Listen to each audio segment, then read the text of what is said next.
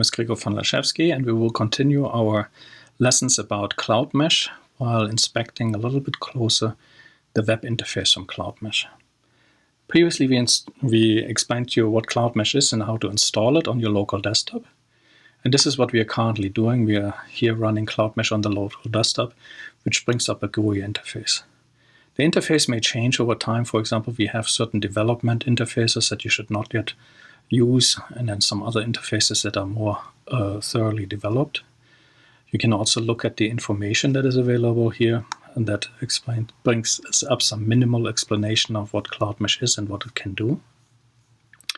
But let's take a look, for example, at some of the graphical user interfaces. That's a little bit more fun than reading all the documentation. So one of the things that we have is we can actually look at our profile that we have put into the system. That's naturally only if you have actually updated your Cloudmesh YAML file. If you see, for example, TBD or none here, that means that the information in the Cloudmesh YAML file is not completely provided. And we have not yet provided here an editing capability so that you can update your Cloudmesh YAML file directly from this particular interface. However, you can set the default project if you want from, for example, FG82 to FG2.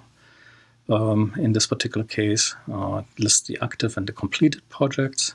It also lists the prefix and the name of the virtual machines that are being used whenever I start a new virtual machine.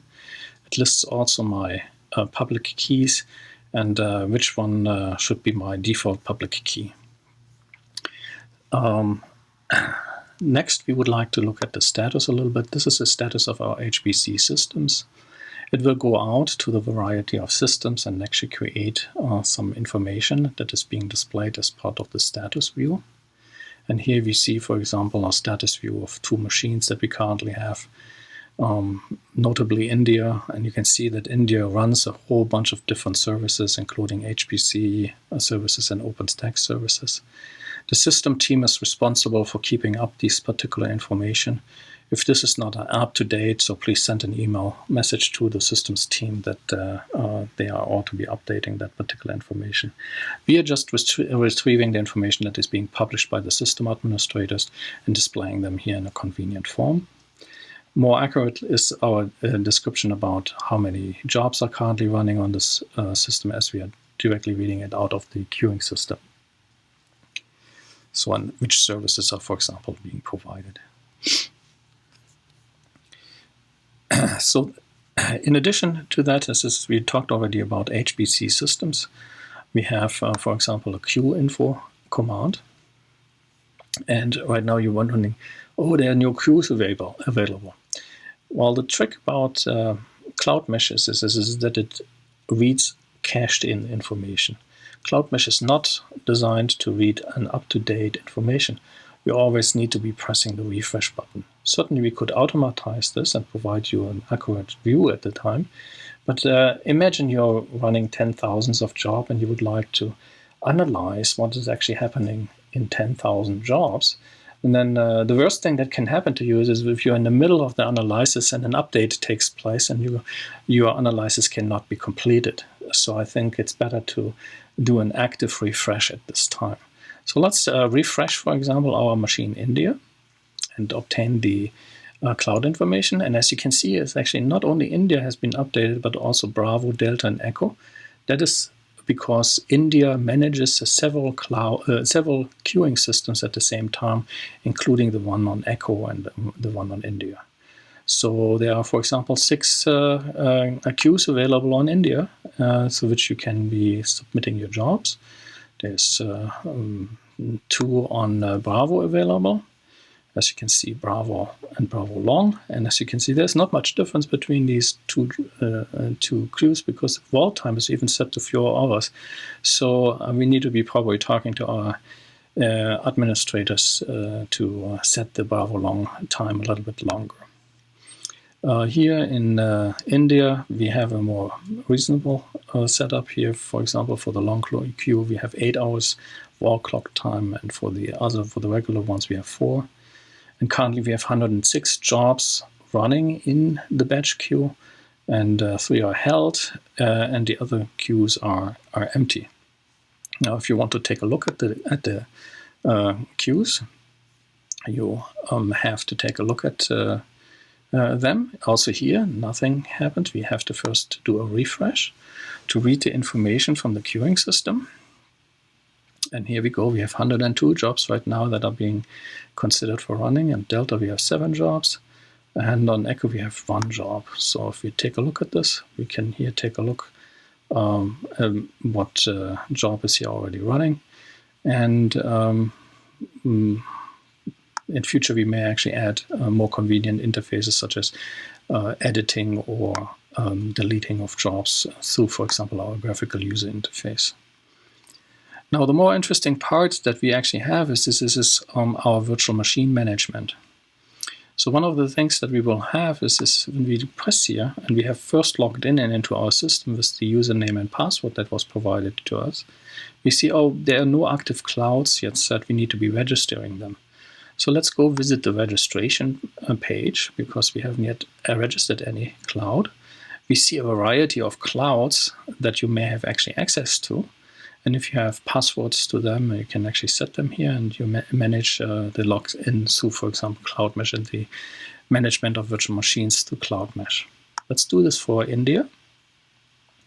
So I may here do my project 82, or actually 2, and I need to click on this India button and then say submit. You may have a different project number. Now it goes ahead and tries to verify if you can log in into India OpenStack, and if it can, it will activate this particular cloud. So now I have an active cloud, and I can take a look what actually happens already on this particular cloud. And you see that I have already 4 virtual machines running on this particular cloud. But as you can see, these are machines that are actually running by my colleagues, because they are sharing the same project as I have.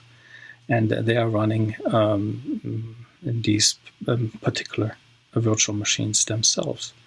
So it's very dangerous when you are working in a project with multiple users. You can, for example, delete other users' virtual machines. But this is a project policy definition and decision.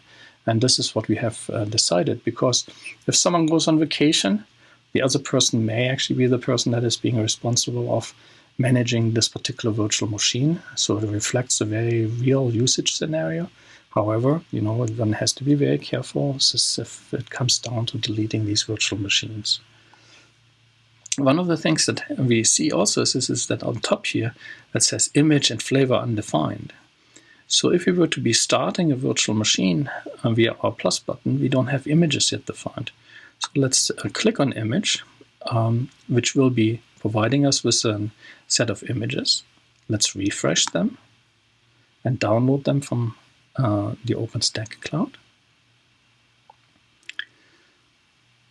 And we find a large number of images, so 25 images are being there. I can set here also the default number so that I have a more reasonable view available. But one of the things that we would like to do is we would like to find, for example, an Ubuntu 14.04 image. So we type in 14.04 and very quickly returns me an image. I click on it, and now my image is already set. Now I need to do the same thing for flavors. I go ahead and fetch the flavors from India.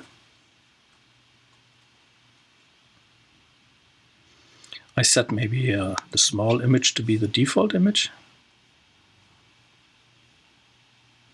And then I return to my virtual machines back. Now, any consecutive pressing of the plus button will allow me to start a virtual machine with the defaults that I have selected. This is very useful because in many cases I'm just interested in one virtual machine setup. And I can just save the default setup this way, and I just press plus.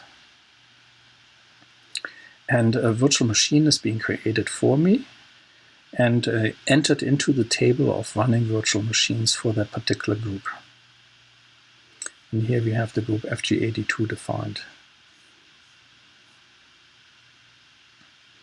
So you can see that my machine came up here in this particular column. and it's currently being built. I press refresh after a while to see if the image is being in an active state. Then I could, for example, obtain a public IP address.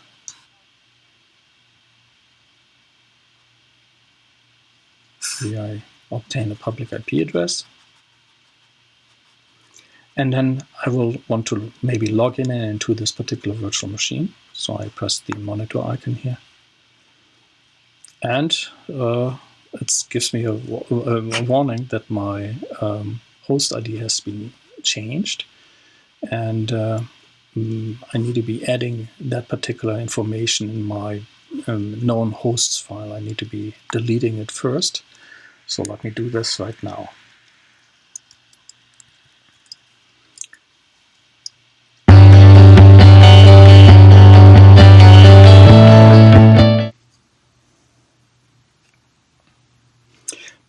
Previously, we got an error when we pressed the terminal icon for my virtual machine.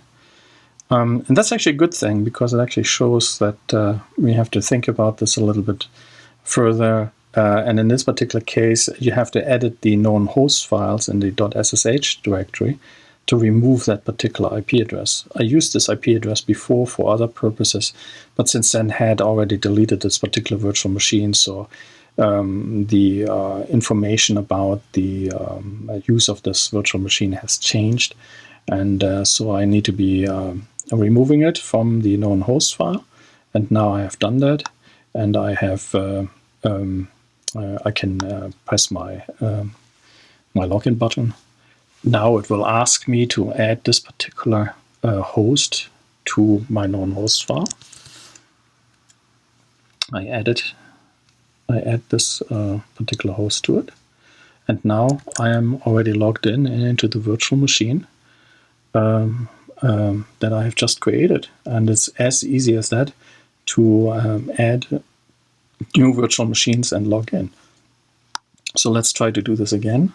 Because I have set the defaults, I just add a new virtual machine.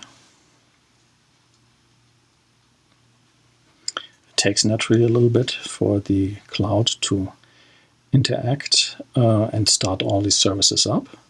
Here we see now our build is being done, and you see also that my index is automatically increased by 1, so that I don't have to even think about what my virtual machine name will be. I update the status of that particular view, and will want to wait till it's active. I add an IP address.